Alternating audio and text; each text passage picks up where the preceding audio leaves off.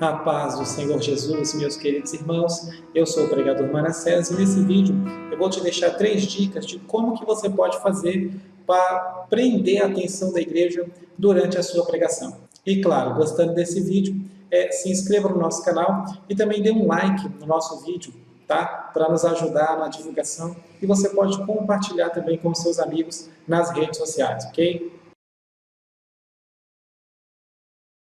Bom, a primeira dica para você prender a atenção da igreja, quando você estiver pregando a palavra de Deus, é citar significados de nomes, tá? Dar significados de nomes, principalmente nomes de personagens bíblicos. Se você está pregando em cima de um texto que tem uma história e tem personagens ali, é muito legal você dar o significado dos nomes dele. Você pode fazer isso na introdução da mensagem ou quando você mencionar aquele personagem, tá? Não só nomes de personagem, mas nomes também de cidades, nomes de locais na Bíblia, onde muitos desses nomes são familiares, são conhecidos, mas os irmãos não gravam os significados, nunca pararam para pensar o que significa aquilo ali, entendeu? Por exemplo, Betel, Peniel, né? Esses nomes assim que são mais comuns, que as pessoas até utilizam em nomes de empresa, nome,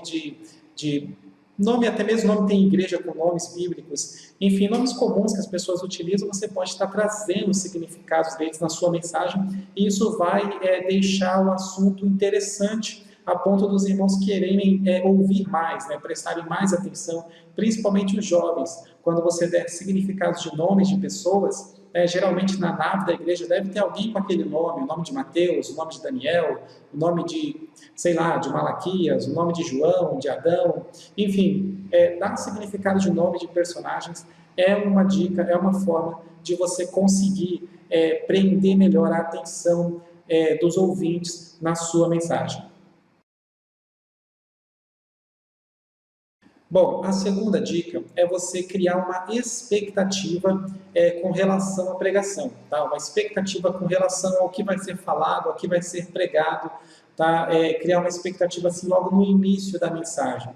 Antes mesmo de você entrar na introdução da mensagem, você criar uma expectativa. Se você acompanha pregadores, se você assiste DVDs de pregação, você vai perceber que muitos pregadores fazem isso. Principalmente o Marco Feliciano, por exemplo, sempre no começo das mensagens ele cria uma expectativa, né? Por exemplo, hoje a tampa da chaleira vai voar, né? Hoje vai ser assim, hoje vai ser assado, né? Criar uma expectativa, entendeu? Você não precisa copiar as mesmas frases de outros pregadores, nada disso, mas você pode criar suas próprias frases de como que você cria criando uma expectativa para os irmãos, ok? Acerca daquela mensagem. E claro, se você vai criar uma expectativa, a sua mensagem tem que ser boa, ok? Se você está começando, ainda não tem certeza, será que a minha pregação é boa, é mais ou menos e tal? Então, não use essa dica, tá? A expectativa é mais quando você tem certeza de que é uma revelação nova, é uma revelação forte da palavra que você está trazendo. E se você é um pregador já há algum tempo e você recebe elogios, todo mundo sempre gosta de ouvir as suas pregações, então você pode criar sempre, e sempre que você pregar, você pode criar expectativas a respeito da sua pregação. É claro que você não pode ser juvenil ao criar expectativas. Por exemplo, irmãos, hoje Deus me deu uma mensagem, mas uma mensagem, só você vendo, presta atenção para você ver o que Deus me deu aqui, o que Deus vai falar. Enfim, não precisa fazer isso. Você pode criar expectativas normais, tem pequenas frases, né, pequenos detalhes, pequenas coisas que você fala, já cria uma expectativa, como por exemplo, amados, quem é que gosta de ouvir a palavra de Deus? Quem gosta de palavra? Quem gosta de palavra? Levanta a mão. Isso já cria uma expectativa. Outro exemplo.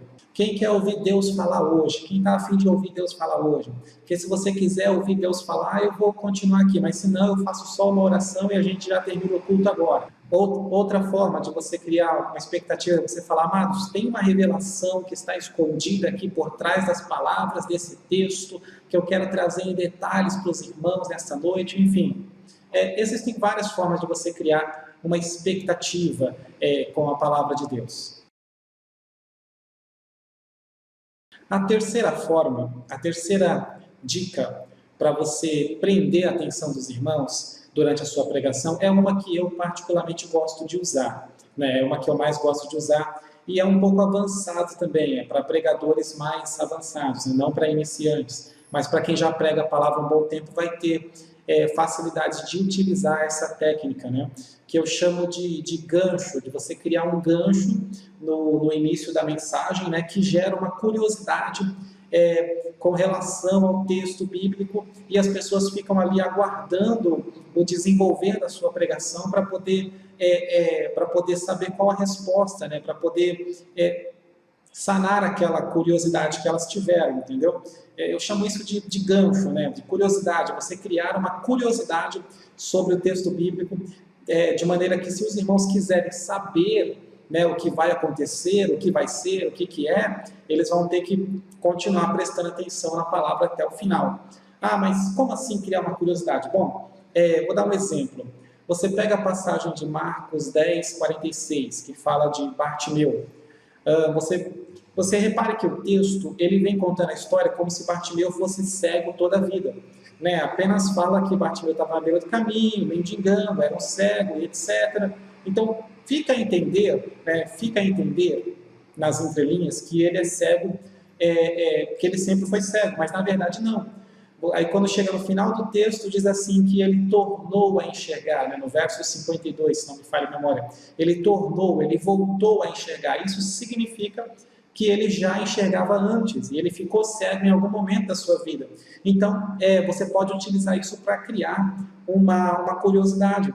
Por exemplo, você vem contando a história normal, né? Na sua introdução você conta a história de uma forma um pouco rápida e normal, mas quando chega nesse ponto você frisa isso e fala: ah, amados, mas a Bíblia está dizendo que ele voltou a enxergar, e sinceramente isso muda tudo, isso muda toda a história, porque um cego de nascença é uma coisa, um cego, uma pessoa que nasceu enxergando bem e de repente ficou cega é outra coisa. Então você frisa esse ponto e isso é o motivo que você tem para voltar ao início da história e começar a pregar a história de fato, entendeu? Mas agora do ponto de vista de que ele enxergava e em algum momento da sua vida ele perdeu a visão. Tá? Isso gera uma curiosidade, entendeu? Você cria um ponto ali de volta, né? Onde você faz a volta, você vem contando a história de Bartimeu normal e de repente acontece uma reviravolta. Na verdade ele já enxergava antes e alguma coisa aconteceu na vida dele que ele ficou cego, entendeu? E aí você prega, traz a sua mensagem em cima disso. Outro exemplo de como que você pode criar esse gancho para prender a atenção dos irmãos. Por exemplo, na história de Ezequiel 37, né, aquela famosa passagem do vale de ossos secos. Bom, como que eu criaria um gancho nessa história? Por exemplo, eu vou contar, vamos ler o texto bíblico, eu vou fazer a introdução da mensagem, né? Uma pré-introdução, preparar o terreno para os irmãos entenderem, eu vou explicar o texto e eu vou lançar a pergunta: amados, por que Deus quis dar essa visão para Ezequiel e para depois ele profetizar para Israel? Por que Deus não mandou ele profetizar direto, igual muitas outras vezes aconteceram, de Deus falar, profetiza isso e ele lá e profetizar? Por que nesse caso específico foi diferente? Por que nesse caso Deus primeiro levou ele lá no vale de ossos secos, mostrou tudo para ele e tal, deu a visão, o arrebatamento, etc., para depois ele voltar e ir profetizar para Israel da mesma forma? Por que Deus fez isso? Entendeu? Então, levantar essa pergunta, né, e dar uma ênfase nisso, você gera um ponto de curiosidade na pregação que vai ser respondido durante o restante da mensagem, entendeu? E isso prende a atenção dos irmãos, tá? Isso prende a atenção dos irmãos. Como eu falei, é uma coisa assim que é mais para pregadores, pessoas que já pregam mesmo a palavra, já sabem pregar, vai ter facilidade de utilizar isso, né? Quem ainda não prega vai ficar um tanto, vai ter dificuldade de utilizar isso. Outro exemplo, por exemplo, na passagem de Isaías capítulo 6, né, capítulo 6, verso 8, onde o Senhor faz duas perguntas, né? A quem enviarei? É uma pergunta, e quem há de ir por nós? É a segunda pergunta, são duas perguntas. Eu criaria nessa mensagem um ponto curioso assim, por que Deus faz essas duas perguntas?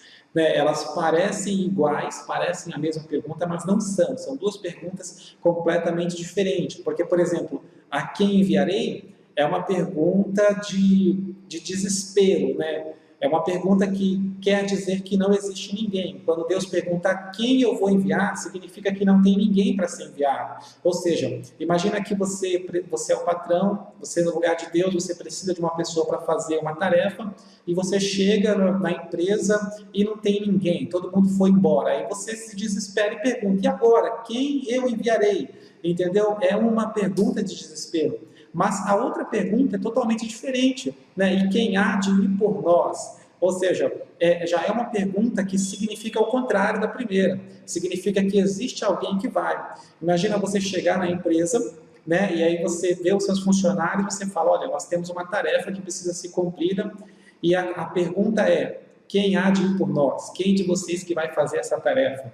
Entendeu? Quem de vocês vai se candidatar para fazer essa missão? Então, são duas perguntas diferentes, e com isso dá para você gerar uma curiosidade que vai prender a atenção da igreja até o final da mensagem, ok? Mas é claro, se você levanta perguntas, o restante da sua mensagem tem que ter a resposta para elas, obviamente, ok? Bom, então são essas as 3 dicas para você prender a atenção da igreja, tá? Durante a sua pregação. Se você conhece uma outra forma, outras formas, né? Compartilha com a gente aqui nos comentários, tá bom? Se você gostou do vídeo, dá um like pra gente, ok? Compartilha o vídeo nas redes sociais, que você vai ajudar muito a divulgação do nosso canal e do meu ministério. Que Deus abençoe a sua vida, a sua família e o seu ministério, em nome de Jesus.